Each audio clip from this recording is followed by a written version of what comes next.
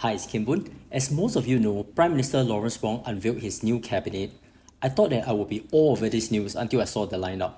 Honestly, I was quite uninspired by the choices, but that's not to say that they are bad choices. There's just not a whole lot of excitement, and that's not necessarily a bad thing. Because we want stability and having a stable, boring team, that's good for Singapore. That said, instead of walking through each and every choice, which will probably bore all of you to death, also it will be a 3-hour video and you don't really want to hear me rambling for that long. So I'll be talking only about what I found interesting, and there's going to be quite a number of off tangents. Okay, I have no inside knowledge about the PAP, but I put myself in PM Wong's shoes, and I can see why he made the choices that he did. If we think of GE 2025 in a corporate setting, a new PM is not very different from having a new CEO. So when a new guy comes in, he has his own vision and probably wants his own people. But unlike a company, PM Wong's next in line officers are not entirely within his control. They have to be elected. So while many 3G leaders have stepped out of politics, there remains quite a few of them. So it will make sense to maintain the status quo for now and focus on achieving short-term goals.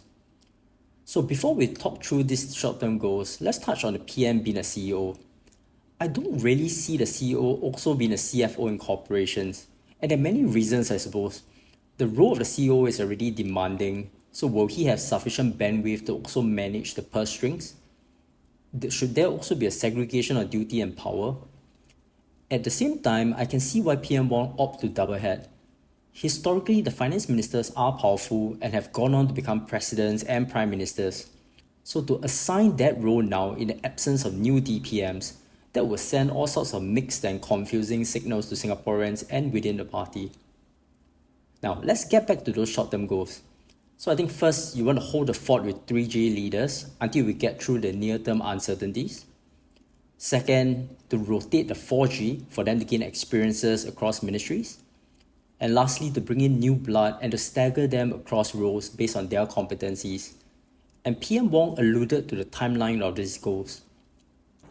This is my cabinet at the beginning of this new term of government, and as we embark on our next phase. The team is slightly bigger than what we had before because we are in transition. I expect to make further adjustments in 1 or 2 years' time when more of our junior office holders are ready to step up. Next, let's talk about Mr. Jeffrey Siow. So this choice was interesting to me, but probably not in the way that most people are thinking. His appointment is a perfect example of PAP's talent development at work. So some of you know that I worked in an oil company for a decade or so, and like many oil companies, many employees are hired straight out of school. In fact, I joined them right after my postgraduate, and to develop talent, they put folks through various rotations across different functions, different business lines. It's kind of like a lifelong management associate program. So the way I saw it, the faster you learn your role, the faster they rotate you. And this is what most folks go through in their early career. And by now, you must see how this is very similar to how the PAP developed their talents. So eventually, some of the employees become chosen ones and become management. So in PAP's context, these are our ministers. Most employees remain generalists and continue to serve the company in a variety of roles throughout their career. And these are our PAP backbenchers. Some express specific interest or aptitude in certain domains and become subject matter experts.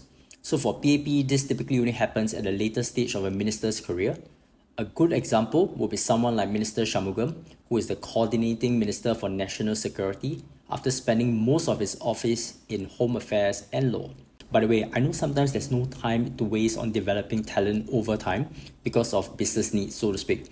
So we saw this in GE 2020, where we have Mr. Edwin Tong and Mr. Tan See Leng become ministers in their maiden elections. Now, back to Mr. Jeffrey Siow.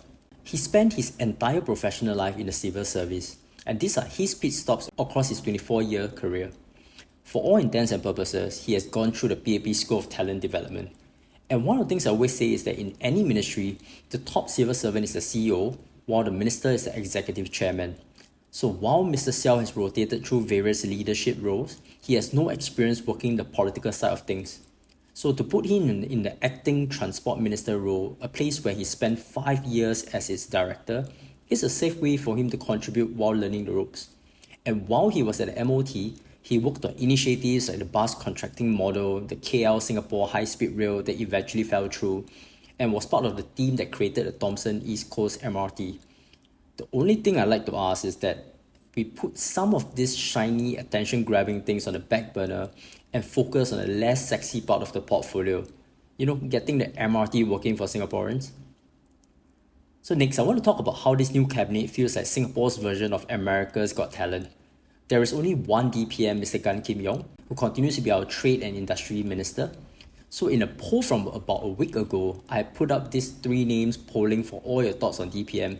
Who would have known that all of them ended up as coordinating ministers? Now, it almost seems like Mr. Chan Chuan Sing and Mr. Ong Yi Kang are auditioning for the DPM role, or maybe even co-DPMs in the future, because both hold important portfolios of defense and health while coordinating on the nation's public services and social policies respectively.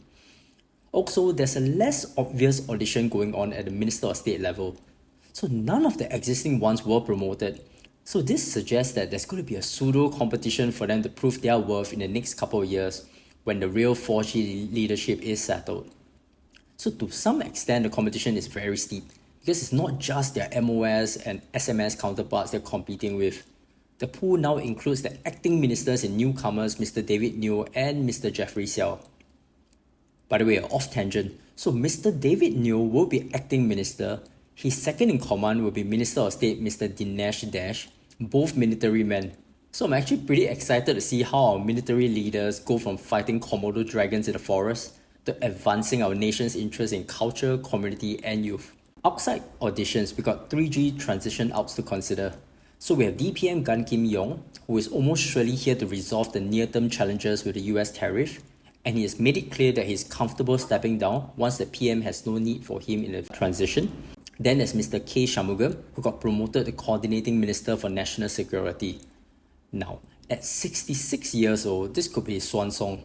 So for him to step down at some point, we're going to need a viable minister to coordinate national security.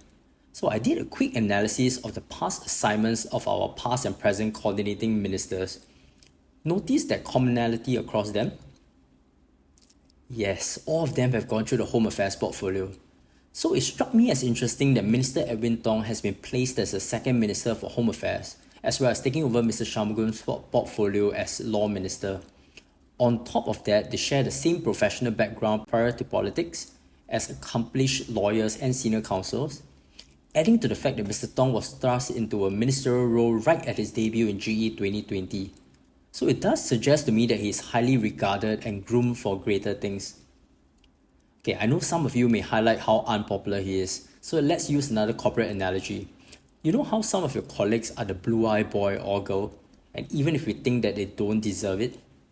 Not saying that this is the case with Minister Tong, but the analogy shows how perceptions between outsiders and insiders can be quite drastically different.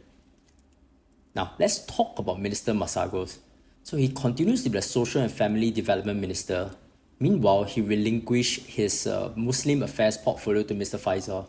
So this has been sold by PM Wong. Well, let's hear it from him. I had discussed this with Minister Masagos.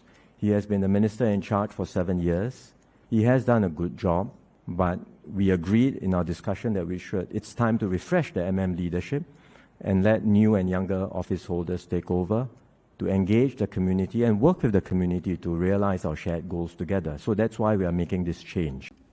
So personally, I think that's half the reason. I think the uncomfortable truth, in my opinion, is that the unpopularity of Mr. Masagos came to bear during GE 2025, where Tampines GRC was won by the thinnest of margins. Another off tangent, I argue that Mr. Baey Yam Keng carried this win with his deep grassroots, and by the way, rewarded with a Minister of State and Mayor role in this cabinet reshuffle. Okay, back to the topic of Muslim affairs. So in the last election cycle, Mr. Faisal had asked whether the government would reconsider allowing Muslim women to wear the tudung while in uniformed services such as nursing, because the absence of that has deterred them from these roles. So Mr. Masagos at the time said that these matters are sensitive and should be discussed behind closed doors. And then subsequently, Minister Shanmugam announced that the ban on nurse wearing tudung will be reconsidered. So you can see why the optics look quite odd. Next, I want to talk about something I don't know whether to cry or laugh. First, when the Iswaran incident happened, Mr. Chee was thrown into the Transport Minister role and had his first trial by fire. Now he got moved to National Development portfolio in this cycle, And he's the guy that's going to have to figure out the VERS, or the Voluntary Early Redevelopment Scheme, to solve our HDB time bomb. And if you want more details, you can check out my other video in the description. So while he tries to solve the long term, he's going to cope with the short term. And half the population will blame him for high property prices, while the other half will love him for keeping their retirement asset rich. So it's going to be a tough act to balance. And if I can be cheeky, this is the punishment for having an easy GRC to win at Bishan Toa Payoh. Oh yes, how can I end this video without talking about Mr. Meng? Actually, this was the most interesting part of PM Wong's announcement, so let's have a listen. General, as I've said, traditionally, that role, the NTUC Secretary General, would have a position in cabinet. And I look forward to having an NTUC Secretary General and Labour Chief being part of the team before too long. For now, I respect Meng's wishes, and I'll give him the time he needs, as he has requested, to focus on his work at Jalan Kayu and NTUC. How long it takes, I really can't tell, but I'm in close touch with him, and at some point when he's ready, when we think that things have improved and stabilized, whether it's him, whether it's someone else, I can't say. But certainly my wish is for an NTUC Secretary General to be in the team. Honestly, I have no idea whether PM Wong wants to have Mr. Ng back, or he meant that he wants to have the Labour Chief in cabinet regardless of whether that's Mr. Ng. To me, this is a win-win for PM Wong. In a year or two, if the redemption arc works for Mr. Ng in Jalan Kayu, he comes back to cabinet a happy man. Otherwise, it's another avenue for PM Wong to promote a high potential or another stable hand into cabinet. Either way, it gives the PM optionality. And overall, it does seem that PM Wong is playing things safe. It's like what one of the viewers shared with me. During Mr. Lee Kuan Yew's time, or what we call the 1G, it was about survival. In Mr. Goh Chok Tong's time, or the 2G, it was about graciousness in a post-survival era.